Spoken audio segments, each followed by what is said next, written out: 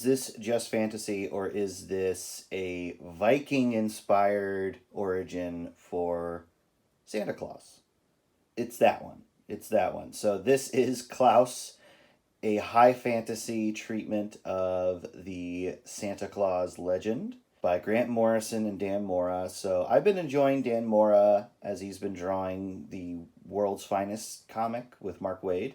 I love Mark Waid, so I'll read his work anytime, and I just love Dan Mora's artwork. He is a rising star, I hope to say. Or at the very least, he is somebody whose work I will follow. And you're going to see why, hopefully, in a minute or two. So when this book originally came out, I didn't follow it because I was just like, what? Young badass Santa Claus, what's that about? I have since matured and very interested in giving this kind of thing a chance. This is number 1, and it says of 6, but actually, at least this initial run, it was 1 of 7. So I am very much looking forward to talking about this whole thing, which I do recommend. But for right now, and just to avoid any kind of major spoilers for the story, I'm just going to talk about issue 1 and hopefully get you interested in it, because I think it's fun fantasy reading for this time of year. And so we get our first look at Klaus, or our Santa. And he's a young dude, but he's got a beard and he's wearing a little red. And he's wearing a very, tight shirt. That's one thing that I think distracts me a little from the period piece of it all. Because this is the kind of fantasy where it's a vaguely ancient history of the world. Ancient maybe a little far, but essentially this is some vague point in history where things are a little bit more mythological. And, we get a great vista here. And I love it. It's a great setting. And we're going to be spending most of the time in our story in this city here, Grimsburg. I think that's what it's called.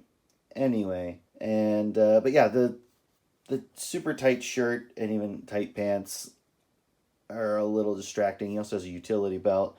He's a very superhero. Very modern looking superhero.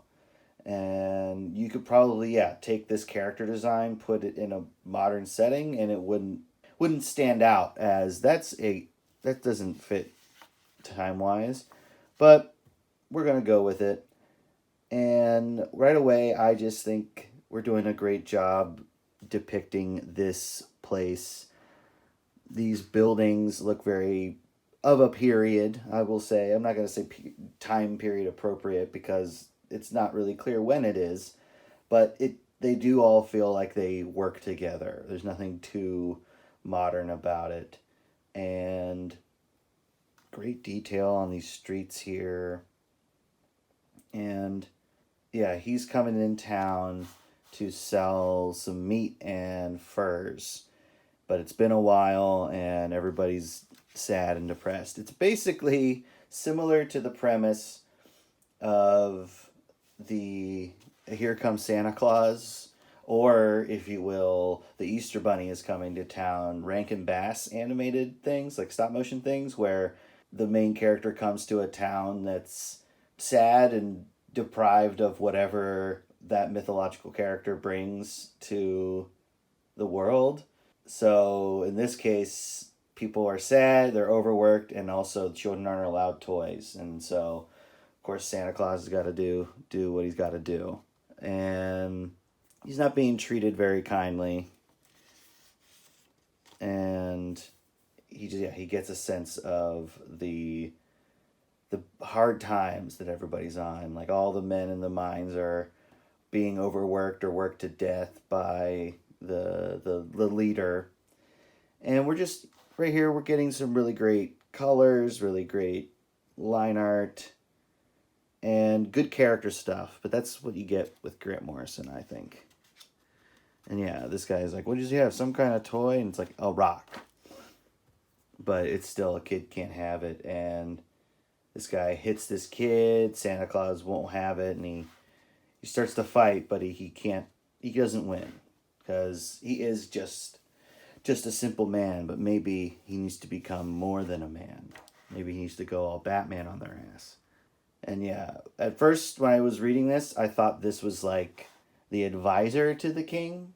But no, that's the Duke, or the leader of this town. And yeah, he's a nasty son of a bitch. You dislike immediately. He's being run out of town, our poor Santa, and left to die. Although it looks like he kind of just vanishes from sight in the snow. Oh no, yeah, he's getting hit with an arrow. Yeah, Grimsvig, sorry, is the name of the place. And then he calls his friend the wolf. So this Santa Claus, he doesn't have a reindeer. Instead, he has a pet white wolf. Legends are loose, and I like that they're just having fun with it. And I think for like a medieval fantasy story, I think this really is fun. I think it works. And we have this petulant child who destroys this amazing miniature town just because he's lonely and angry and sad, because he doesn't like toys, because he's not allowed to play with anybody. And he also has a shithouse father. Getting young Loki vibes here. Anyway, but also I would have killed for a toy like this. Oh well. And here we have a Christmas meal here. So, like, the whole town's denied Yuletime celebration except for the Duke here. And the Duke has a wife who's way too good for him. And, yeah, it's setting up all these great character dynamics and interesting world. And I also have, this is a crazy crosscut of them vaguely talking about the happenings of the day, and then when we cross cut to Santa and his wolf, I should say Klaus and his wolf, killing this elk or something, or maybe reindeer, and it looks a bit monstrous, frankly, but I guess it's supposed to be intense. But anyway, it's really cool. And he decides to do a little kind of shamanic ritual. He plays music and he's asking the spirits to help him. And when the spirits show up, they look like aliens. And I think that's deliberate. I kind of wonder who made that choice. I wonder if it was Dan Mora or if it was Grant Morrison. It feels kind of like a Grant Morrison thing. And it's kind of like the conclusion I jumped to is that they're saying that when people are seeing this kind of gray aliens with the big heads and big eyes and everything, is that they're actually seeing fairies or maybe extra dimensional beings or what have you, that it's all the same thing. And I think that's fascinating. I think it's a fascinating approach. And I guess these maybe are our elves in this lore. And they show up, and we are treated to these amazing psychedelic colors. This crazy scene where he is asking for an answer for what he should do about the people of Grimsvig, because he feels bad for them. He wants to help them. He wants to do right by them because he is a caring person, and that's what's good about it. He's not just some angry dude who makes toys. He is great. And all these crazy colors, it makes me think of Mike Del Mundo, who is an amazing artist and who I'm going to talk about soon in a video about a fantasy book he worked on. But just, yeah, great crazy colors. I love it. But then, yeah, he was in a reverie, and he, in that mindset, made a ton of toys. Just like automatic writing, like in a trance or something like that. And they're awesome. They're all these little cute wind up kind of toys from all sorts and forms and such. And but I just love it. I love that they're bringing in the whole toy element immediately. But now Santa's got to like, what do I do with all these toys? And we know what he's going to have to do with it. So anyway, nice and quick run through. I didn't want to bog it down and it's too much of the dialogue and stuff like that, mostly because I think you should read this. It just came out in hardcover, like an omnibus of all the Klaus things. And if you want to go that far with it, I would say you probably won't be disappointed. But I also just say look into Klaus, this first run, this first 7 issues, because it's a lot of fun. It's great fantasy action and fun, great character stuff, and just fun comic reading for this time of year. So, happy Yuletide, everybody. And also, if you're still in the I need to get gifts for such and such person, maybe a comic fan, maybe yourself, then look into my comic side questers and Haxon, which is in the same universe. It's stories of witches and such in that universe. And they're kind of dark stories.